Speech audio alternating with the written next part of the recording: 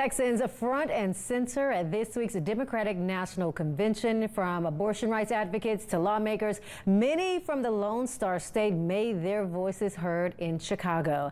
Tonight, we are taking a closer look at the experience some Texans had at the DNC as Kamala Harris makes history by accepting the Democratic presidential nomination. Here's our Blessing Iwuchukwu. The Texas delegate that I spoke with says this is his second time representing the Lone Star State at the Democratic National Convention. But he says the excitement they're feeling now, well, it's going to push them over to the finish line.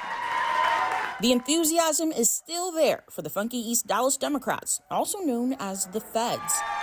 Spectrum News was here in July. Energy has changed. When President Joe Biden stepped down, endorsing Vice President Kamala Harris.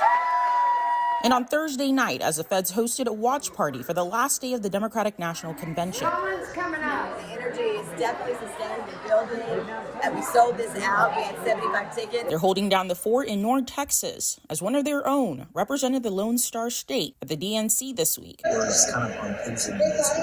Spectrum News spoke with Kendall Scudder before he left for the DNC. It could not be more important. For this, his second trip as a Texas delegate. It is just an electrifying day. Same for Dallas City Council member Omar Narvaez. Every single person is like, we can't wait to hear her say, you know, delegates, I accept your nomination for president of the United States. Like, it's goosebumps, right? It's electrifying for everybody. And we're all like waiting for it.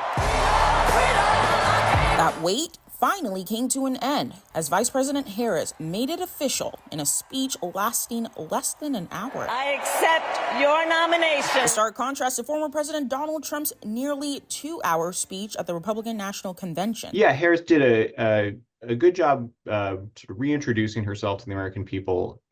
She leaned heavily on the biographical elements of her speech. Dan Myers is a political science professor at the University of Minnesota. He says it was notable the messages highlighted at the DNC this week. Almost language that wouldn't have been out of place in sort of a Republican convention, you know, in 1984, maybe, about freedom. Next up, Harris and Trump go toe-to-toe for their first presidential debate together.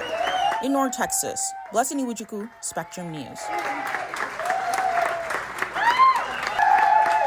You're like her biggest fan? Yes, I am. I'm a biggest fan. Love it.